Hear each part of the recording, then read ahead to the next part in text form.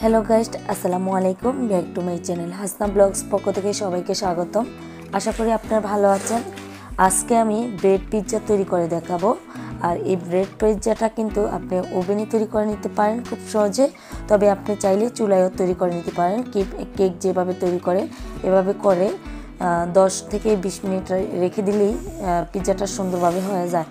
তো বাচ্চারা কিন্তু পিৎজা খেতে খুব পছন্দ করে। বাচ্চাদের টিফিনে কিংবা বিকেলের নাস্তাতে এই ইয়ামি মজাদার পিৎজাটা তৈরি করে নিতে পারে।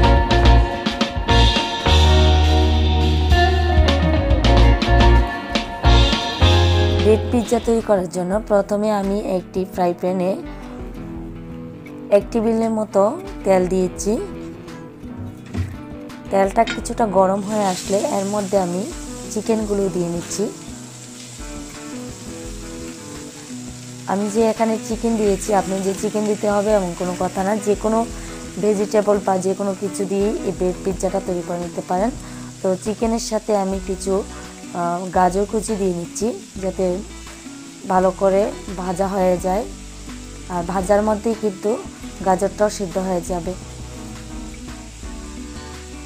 এখন আমি অনবরত নাড়াচাড়া করে চিকেন আর গাজরটাকে একটু কষিয়ে নেব। আর এর মধ্যে কিন্তু আমি কোনো পানি অ্যাড করব না, আমার চিকেনটা আর ভেজিটেবলটা সিদ্ধ হয়ে যাবে। তো এখন আমি কিছুটা লবণ অ্যাড করে দিচ্ছি প্রয়োজন মতো।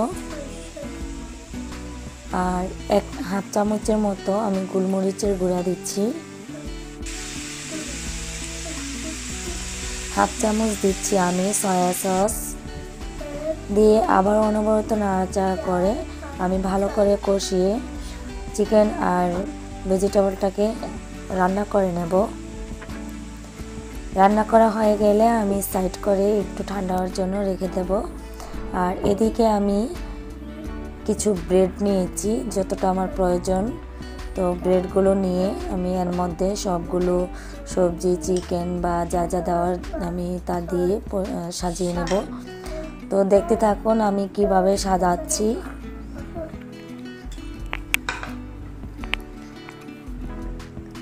তো আমি প্রথমে টমেটো সস বা কেচাপ যেটা ভালো লাগে সেটা দিয়ে নেবেন। তো এখানে চাইলে আপনি সস বা কেচাপ অথবা পিৎজা সসটা ইউজ করতে পারেন, হাতের কাছে যেটা থাকে সেটাই দিতে পারেন। তো আমি এখানে টমেটো কেচাপটা ইউজ করেছি। দিয়ে আমি এখন একটি চামচের সাহায্যে ছড়িয়ে দিচ্ছি। এভাবে করে আমি সবগুলো ব্রেড করে নেব।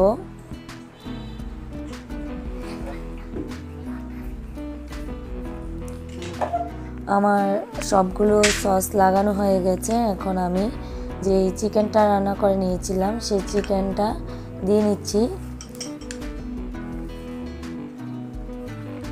এভাবে করে সবগুলোর মধ্যে আমি চিকেনগুলো দিয়ে নেব।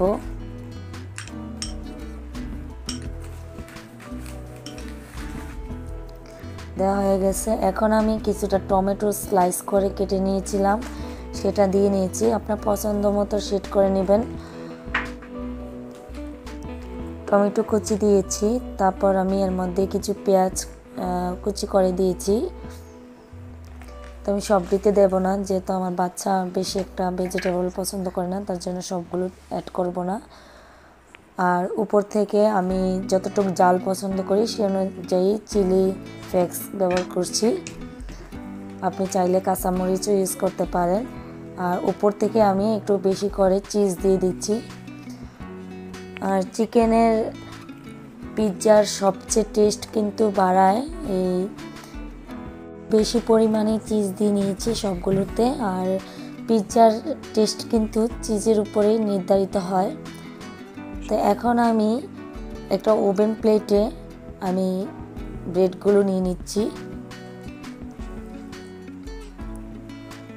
নিয়ে আমি ওভেনে দিয়ে দেব। আমি ওভেনটাকে ওপেন করে নিয়েছি। তারপর এখন আমি টাইম সেট করে দেব।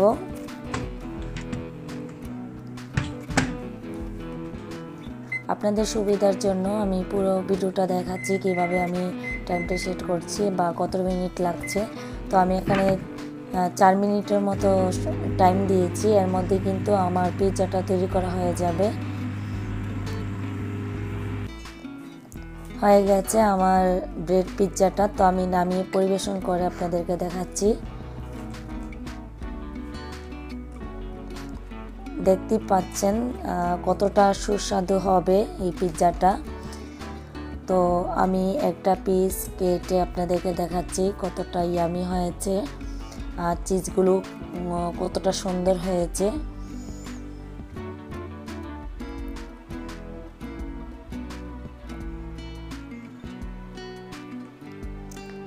যেহেতু এটা একটু ব্রেডের তার জন্য একটু নরম হয়, তবে কিন্তু খেতে অসাধারণ টেস্ট। অবশ্যই ট্রাই করবেন এই পিৎজাটা তৈরি করার জন্য, খুবই সুস্বাদু, বাচ্চারা পছন্দ করবে। তো আজ ছিল এই, ভালো থাকবেন আর আমার চ্যানেলটিকে সাবস্ক্রাইব করবেন। আসসালামু আলাইকুম।